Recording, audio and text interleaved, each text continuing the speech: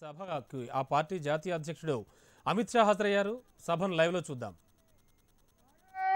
माता की वही ऐसे नहीं। मोदी जी राजस्थान में है, आवाज मोदी जी तक जानी चाहिए। देश प्रधानी मोदी गारू राजस्थान लो उन्नारू, मन निनादम राजस्थान वरक विनबडाला। उनको मालूम होना चाहिए मनुगोड़े में भाजपा वाले इकट्ठा हुए हैं।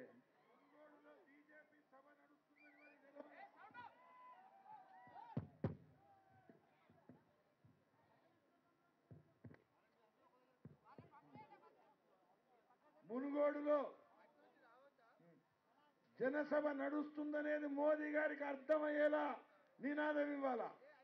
मित्रों मेरे साथ दोनों हाथ उठाइए, विजय के संकल्प की मुट्ठी बिंचिए, రెండు చేతులు లేపండి, పిడికిలి బిగించండి और प्रचंड आवाज से बोलिए भारत माता की जय, भारत माता की जय, भारत माता की जय। मंच पर उपस्थित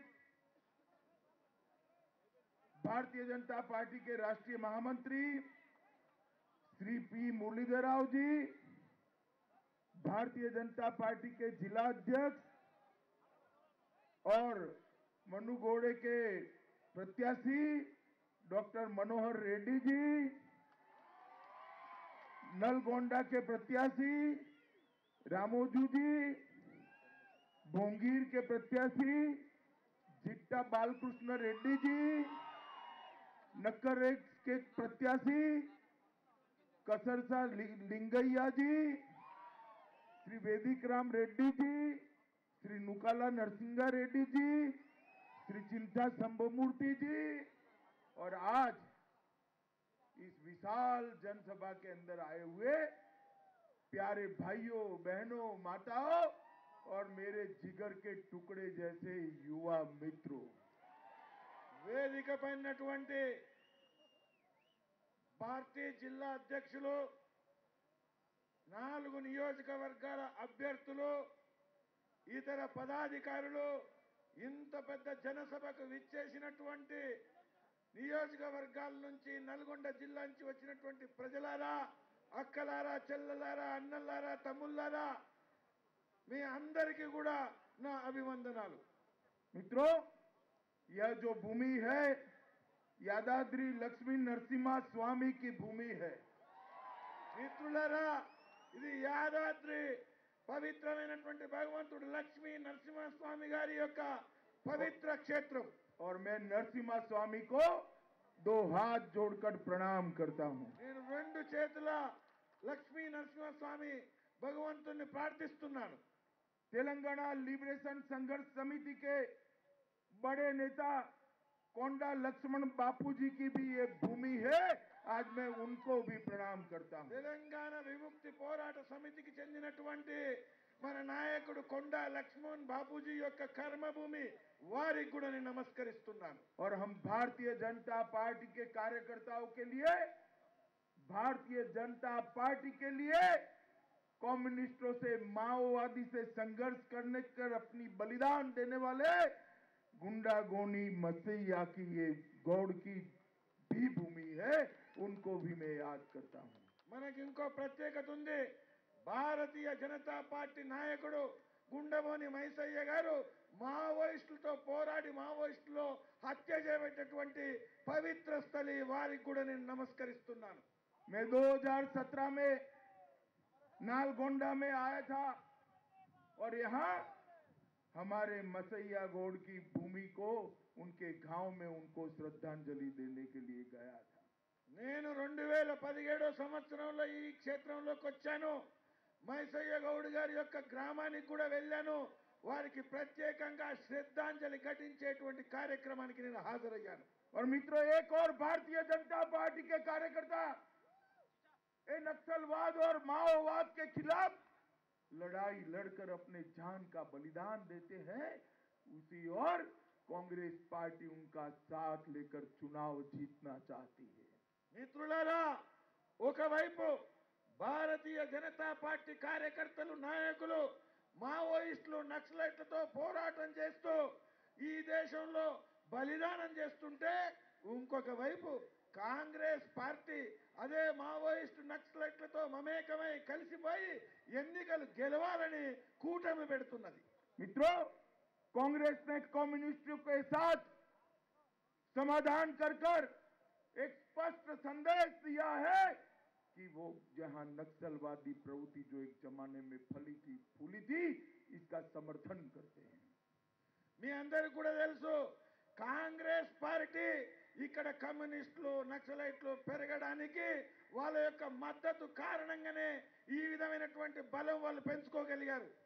अभी अभी महाराष्ट्र के अंदर अर्बन माओवादी पकड़े गए। महाराष्ट्र में भारतीय जनता पार्टी की देवेंद्र फडणवीस सरकार ने अर्बन माओवादियों को पकड़ा और पकड़ते ही ये राहुल बाबा एंड कंपनी पूरी हाई तौबा कर उनके समर्थन में खड़ी रही। మీ అందరికీ కూడా తెలుసు ఈ యొక్క మావోయిస్టుల విషయంలో గత కొన్ని రోజుల క్రితం మహారాష్ట్రలో దేవేంద్ర ఫడ్నవీస్ నాయకత్వంలో ఉన్న బీజేపీ ప్రభుత్వం వాళ్ళ నాయకులను అరెస్ట్ చేయడం జరిగింది। और मित्रों, వాళ్ళ నాయకులను అరెస్ట్ చేస్తున్నప్పుడు ఇక్కడ ఉండేటువంటి రాహుల్ బాబా వాళ్ళ కంపెనీ అంతా కూడా హాయితోబా అని నక్సలైట్ల మద్దతుగా నిలబడ్డారు। मित्रों, ये कांग्रेस पार्टी शुरू से तेलुगु सम्मान के तेलुगु प्राइड के खिलाफ रही। కాంగ్రెస్ పార్టీ మొదటి నుంచి కూడా తెలుగు ఏదైతే భూమి ఉందో తెలంగాణ ఆంధ్ర తెలుగు వాళ్ళ భూమి దీనికి వ్యతిరేకంగా అవమానించేటువంటి పార్టీగానే ప్రవర్తించింది। संयुक्त आंध्र प्रदेश के मुख्यमंत्री टी अंजय्या का जिस प्रकार से कांग्रेस के नेता राजीव गांधी ने अपमान किया था, आज भी तेलुगु जनता भूल नहीं सकती। ఒకప్పుడు ఏదైతే ఆంధ్రప్రదేశ్ సంయుక్తంగా ఉన్నప్పుడు ఉండేటువంటి ముఖ్యమంత్రి టి అంజయ్య గారిని ఆ రోజటి కాంగ్రెస్ నాయకుడు రాజీవ్ గాంధీ ఏ విధంగా అవమానించారో ఇప్పటికి కూడా తెలుగు ప్రజలు మర్చిపోలేదు। और इस तेलुगु राष्ट्र के महान सपूत पूर्व प्रधानमंत्री नरसिम्हा राव जी का अवसान हुआ। उनके मृतदेह को कांग्रेस कार्यालय में श्रद्धांजलि नहीं दी, उनके मृतदेह को दिल्ली में श्रद्धांजलि नहीं देने दी और एक विमान में डालकर हैदराबाद भेजकर नरसिम्हा राव जी का अपमान करने का काम एक कांग्रेस पार्टी ने किया है। ఇదే తెలంగాణకు చెందినటువంటి మన తెలంగాణ భూమి పుత్రుడు దివంగత ప్రధాని పివి నరసింహారావు కాంగ్రెస్ నాయకుడైతే వారు స్వర్గస్థులైనప్పుడు వారు జరిగిపోయినప్పుడు వారికి ఢిల్లీలో కాంగ్రెస్ ముఖ్య కార్యాలయంలో శ్రద్ధాంజలి ఇచ్చేటువంటి కార్యక్రమం కూడా చేయలేదు। వారు స్వర్గస్థులైన తర్వాత వారి అంతిమ క్రియలు కూడా ఢిల్లీలో చేయలేదు, హైదరాబాద్కు పంపించి అవమానించడం జరిగింది। मित्रों, कांग्रेस पार्टी ने तेलुगु भाइयों को बीच में लड़ाने का काम किया है। కాంగ్రెస్ పార్టీ మొదటి నుంచి కూడా తెలుగు సోదరుల మధ్య ఏదైతే ఉందో గొడవలు లేపడానికి ఘర్షణ పెంచడానికి ప్రయత్నం చేసింది। अटल जी की सरकार थी, हमने भी 3 राज्य बनाए। बिहार में से झारखंड बना, मध्य प्रदेश में से छत्तीसगढ़ बना, उत्तर प्रदेश में से उत्तराखंड बना।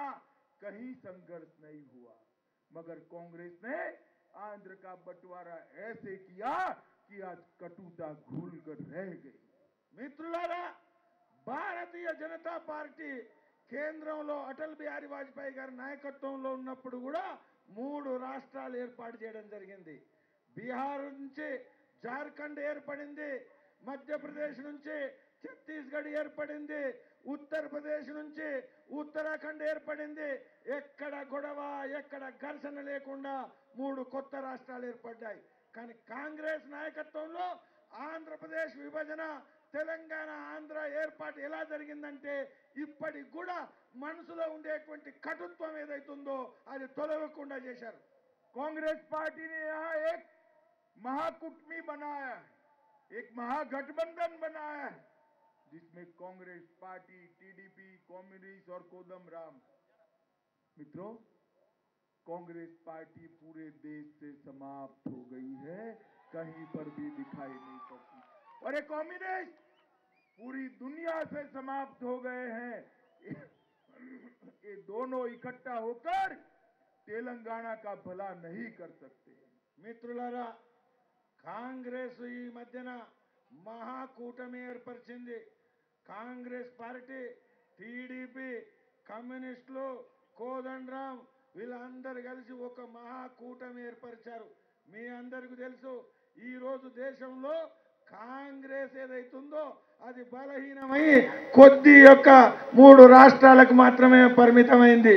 ఇంకొక వైపు కమ్యూనిస్ట్ పార్టీ ప్రపంచవ్యాప్తంగా కనుమరుగైపోయింది.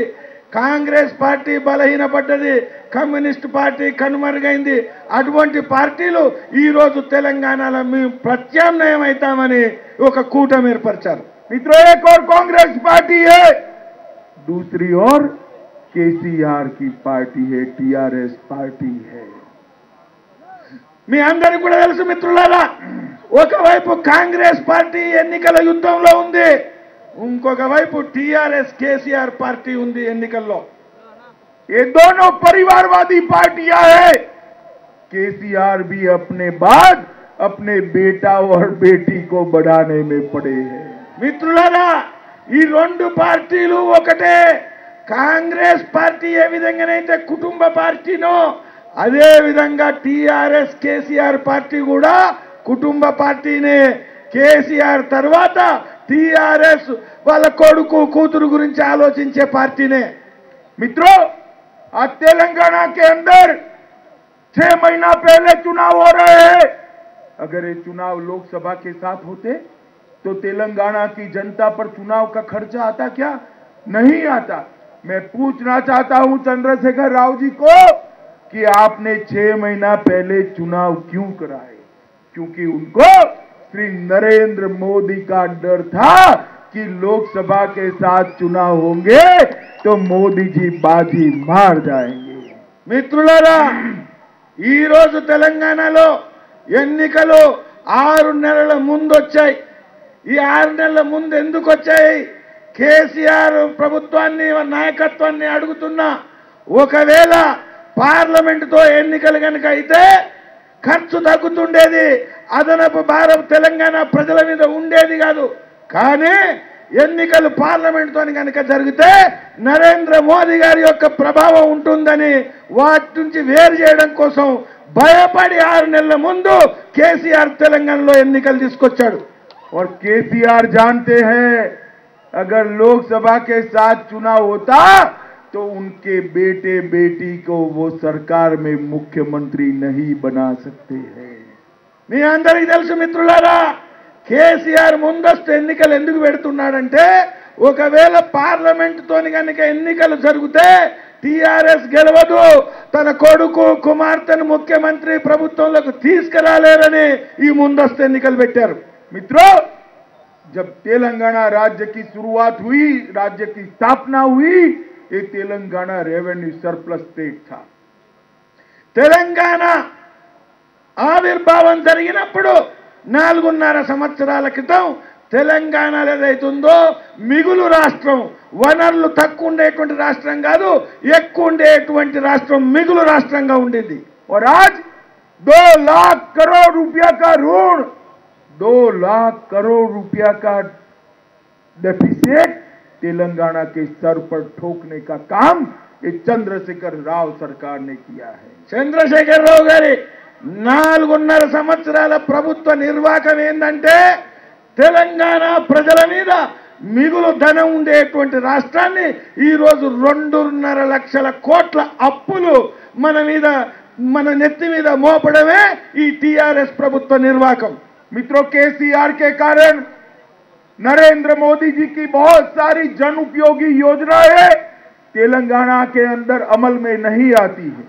టీఆర్ఎస్ కేసీఆర్ ప్రభుత్వ నిర్మాణం కారణంగా నరేంద్ర మోదీ గారు కేంద్రంలో జన సంక్షేమం కోసం చేపట్టినటువంటి అనేక పథకాలను తెలంగాణ ప్రభుత్వం అమలు చేయట్లేదు.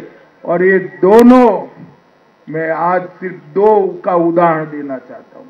एक प्रधानमंत्री आवास योजना तेलंगाना के अंदर 0 प्रधानमंत्री आवास बने हैं देश में। బహిరంగ సభలో అమిత్ షా మాట్లాడుతూ ఉన్నారు. లైవ్ లో చూసాం. ఇవి బులెటిన్ విశేషాలు చూస్తూనే ఉండండి హెచ్ఎం టీవీ. ప్రతిఫలం ఆశించకుండా